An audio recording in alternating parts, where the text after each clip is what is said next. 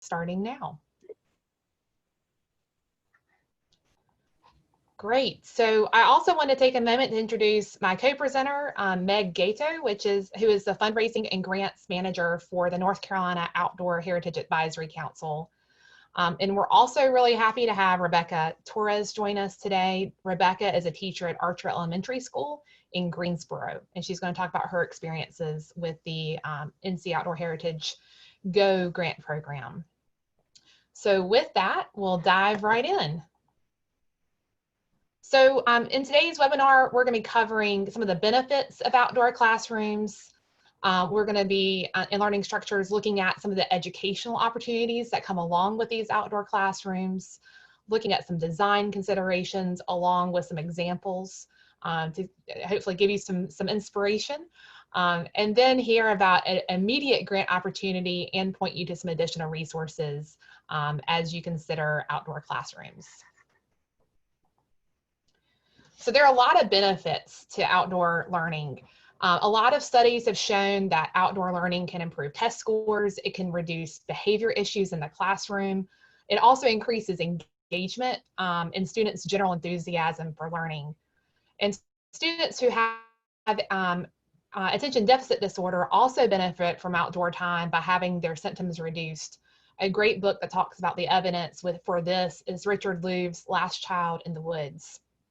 There's also a National Wildlife Federation report that I've got the citation for below here that finds that outdoor learning especially helps those students that are from under-resourced and low-income students that perform measurably better in school. So it has an outsized impact for these students, which is really exciting. But as right now we're in the middle of COVID, and there are even more reasons to engage in outdoor learning. So according to the Centers for Disease Control and Prevention, moving classrooms outdoors is preferred if it can be done safely and effectively, as outdoor spaces are less risky than indoor spaces for transmission of COVID. So while there are a lot of benefits for outdoor learning, this is perhaps one of the more significant of the moment. There are also a lot of educational considerations to take into account. There's many things that outdoor classrooms can be used for. There's the obvious fact that it enables students to have, firsthand experiences in nature, such as bird watching, observing bugs, examining trees, and many other just very tangible experiences as they're learning. But outdoor classrooms can be used for much more than science. So think about the inspiration that looking at clouds provides for art class or writing a poem. These outdoor settings are giving teachers additional tools to contextualize math lessons, and the increase in test scores that we referenced earlier, it really is across all subject areas, not just science. So with that, Meg, I'm going to hand it over to you to give us some examples. Yeah, so a lot of examples are things that you can do right now. You can use courtyards that you have and put up shade sails to maximize the space that you already have. You can put up picnic tables, chairs, benches. These are kind of outside auditorium spaces. We've had schools apply if they have trails on campus that they can put outdoor classroom spaces, so stumps that you can have classrooms out there. We also have had schools apply and be awarded mobile classrooms. So if you have a space that a class would like to go to different spaces, you can apply for chairs or cushions for students to sit on, like a mobile whiteboard that you can take all around campus. So as long as you are getting kids outside and teaching outside and being safe with all of that, those are different opportunities for outdoor classrooms. We do not do playgrounds or gym equipment, that we do not fund those, but those are some of the great things. We also have a lot of schools that will have outdoor gardens and so have a classroom next to those. So those are some great opportunities. And we want you to keep in mind when you are designing these outdoor spaces that you need to be mindful of, is your school in an area that has hurricanes, so weather, if it rains a lot or things like that. If you want to have something that is a solid structure versus just shade, you need to think about the space that you were doing. If you were going to have kids outside, if you have classes that have some kids with diverse abilities, that everyone is able to use them, and you're able to social distance. So you want to make sure that there is maintenance, that it's easy to maintain, easy to clean. You have shelter for all weather. It doesn't have to be complicated, but you can use really your imagination. Our goal is to get kids outside, and I think this is something that we could really do for that. So I'm going to have Rebecca speak a little bit about, she was one of our grant recipients, and so she had an outdoor classroom that she had applied for and was awarded. So I would love to have her talk about what her project is and what she thought of the process. Hi everyone, so my grant was for an outdoor classroom space. I teach at Archer Elementary School, which is, if you're not familiar, Archer Elementary School is in one of the poorest zip codes in Greensboro. A lot of our students, they live in places where there's not a whole lot of room to get outside. And the courtyard at our school is, for lack of a better word, pretty dilapidated. There's only a couple items out there. There's really not room for a class full of students, especially our 5th grade students, to go outside and be able to learn together and just have a change of scenery, which especially now during the season of COVID, where if we do come back in the building, students aren't going to be able to really get out of their seats or interact with each other unless it's in a more socially distant setting. And what better place to do that than outside? So I applied for the grant, I think back in August, and the process was super easy. It really wasn't like your typical grant process, given that it was a PDF, and I felt like they wanted you to have this opportunity. They are willing to help you out as much as they possibly can. It didn't include a long drawn out process where, you know, you have to write down every single detail you can possibly imagine. You know, I just had to give them the gist of what my plan was, how much my budget was going to be. You know, it says up to $15,000. I was awarded close to $7,000 to create my outdoor classroom space. I ended up ordering a hand washing station, which, you know, is more important than ever now, it seems like, that can go outside. Outdoor stools, which, you know, can be used as far as outside, but also as flexible seating instead of, you know, sitting students in groups for. At the picnic tables that I ordered, you know, you might can sit a student who needs some time by himself. They can rock back and forth on the stools, and all this stuff is weatherproof, so it's not going to get ruined sitting outside. So I ordered a classroom set of outdoor stools, that hand washing station. I was able to get 6 picnic tables, I believe, and some extra storage bins for any teacher material that might be okay to stay outside. So it's really just helped us turn our courtyard around. The materials have started arriving. Like I said, I applied back in August, and I think within a month of applying, I had heard back that I had received the grant. And any questions that I've had, the council has been more than willing to answer. It's just been a really wonderful and super seamless process to go through. So I've been recommending to anybody that has, you know, never applied for a grant before or is looking for a grant to get their kids outside, you know, this is the perfect one to do. Yeah, so we were really excited to award Rebecca this grant. We really enjoyed what she was doing. So anyone can apply for a kindergarten through 12th grade school. Each school is eligible to receive 1 grant per class per school. And so a lot of times the $15,000 cap is if you're doing an outdoor classroom for the entire school. But we have had different ones that use, if a 2nd and 3rd grade class is doing an outdoor garden with a outdoor classroom section to it for that class, they can apply. But then say the 4th and 5th grade also wanted to do a bird watching station with part of an outdoor classroom, they can also apply as separate ones. But if you're just doing a large, the entire school is going to use the outdoor learning center, then that would be the $15,000 cap. We also do have other grants available for on or off campus field trips. and you can look on our website for more information about that. It is a rolling grant application process, and it does take up to, you do hear within about a month is our process for all of this. So if you have any more questions, I would love to hear from you. You can email me or call me. You can find all of my information on the website below. And I would love to hear from y'all, and I cannot wait to see what all you apply for. And Meg, we've had a few questions come in actually already. And so one question is about eligibility. So one question is, can nonprofit after schools apply, and are Head Start preschool programs eligible for this funding? Head Start preschool programs are not eligible for this funding. We do start at kindergarten, and nonprofit after schools, we have worked with some of them, but it is more of a case-by-case basis at this point. Thank you. And if you have questions, please feel free to put them in the chat, and we'll be happy to address them.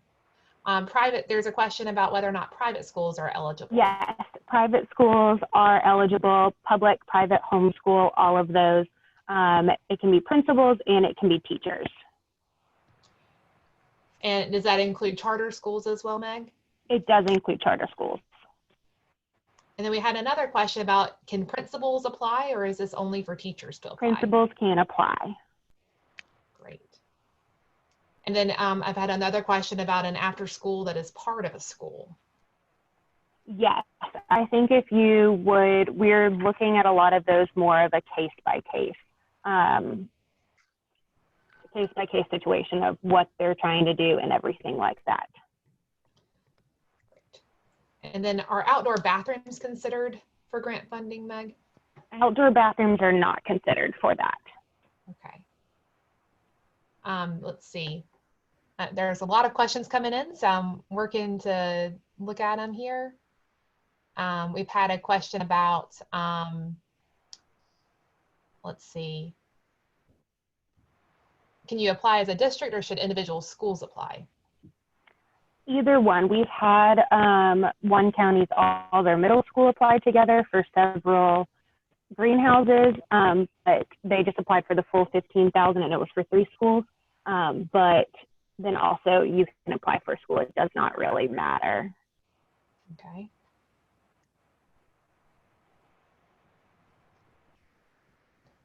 Let's see. I'm going through all the many questions coming in. Let's see, if you had previously applied for an off-campus field trip, you know, or if you've previously applied for a grant, I guess we'll say generally, are you eligible to apply again this year? Yes, you are eligible. If you have one from last year that got postponed due to COVID, you are still eligible for one for this year.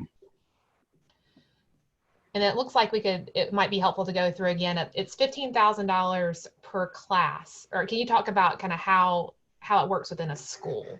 So yes, how many different entities can apply? So we typically have, it's $100 cap per student that our council likes to fund. So if you have a class of 30 children for each grade, then we are not going to award $15,000 for every single one of you to do an outdoor classroom. But I think if the school is doing the entire one for the $15,000 for all your students, then that is it. But if you have, say one group is applying for an outdoor classroom and it fits under that $100 cap per student, then you can apply for multiple classes per school, if that makes sense. Great. And then we've had another question about, does it have to be kind of that homeroom teacher, or can like music specialists or other specialist teachers apply? Any specialist teacher can apply.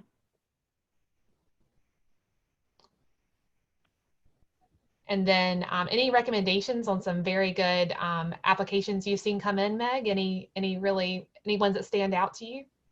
We've had a lot of greenhouses being built, a lot of pollinator gardens. We had a school in downtown Durham that raises bunnies, and so we did a bunny habitat to have it off campus so that during COVID they could go and the children could still come and help with the bunnies. Even they could set up a time to come So those are some really cool ones. We've had trails that have been built throughout their campuses and have outdoor classrooms put up. So that's a lot of the ones that we're seeing. It's been very innovative.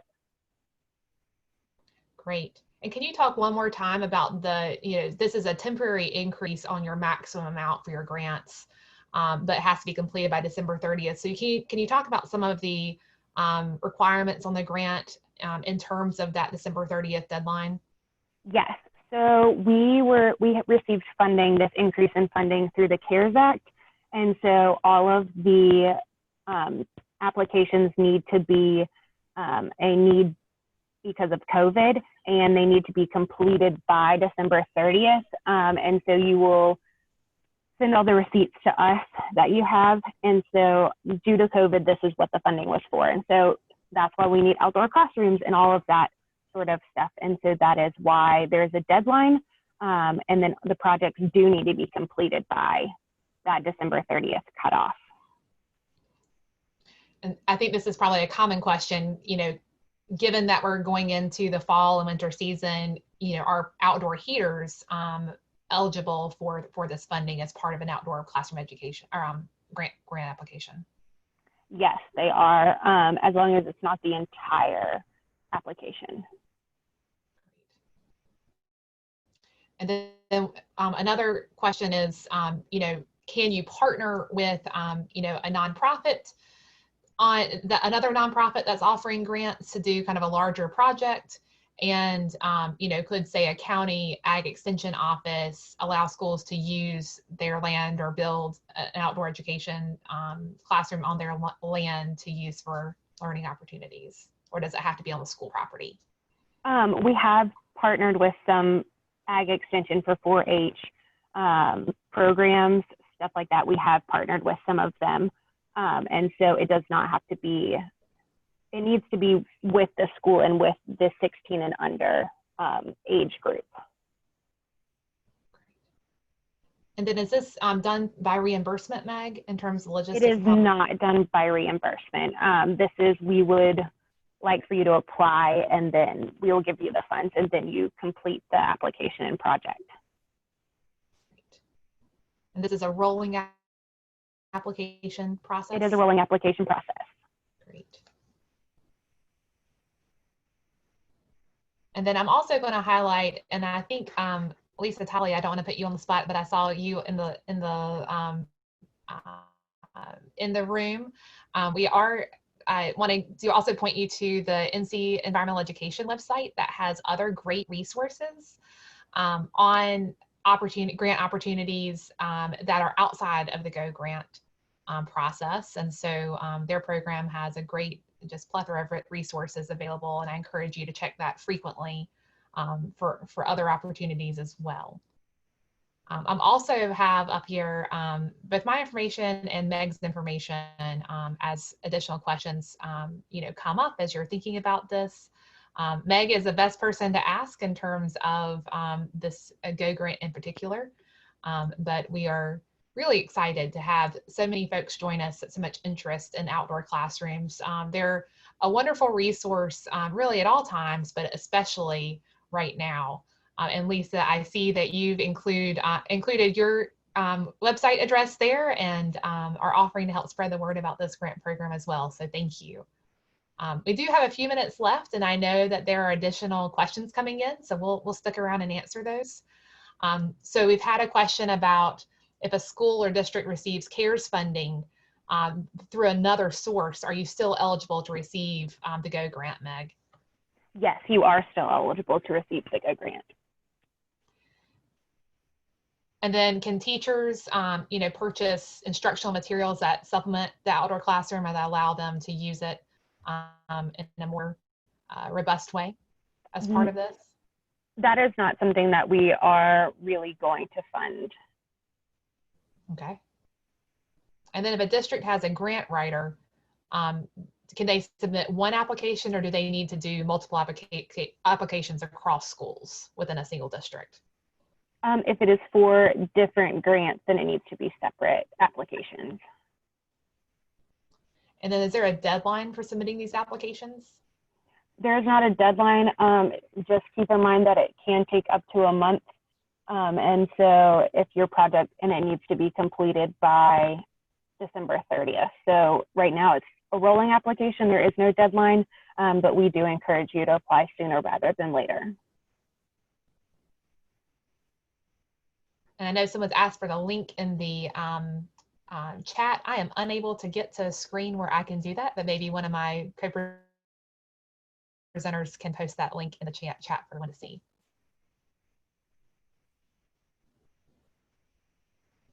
Any other questions?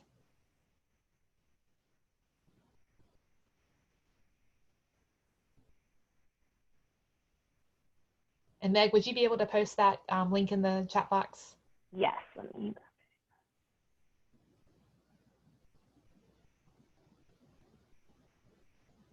Well, and here's another great question that I'm sure a lot of folks have. You know, do you need to have, you know, material estimates and building permits, or can it be done by carpentry students under the supervision of a teacher? It can be done by carpentry students under the supervision of a teacher.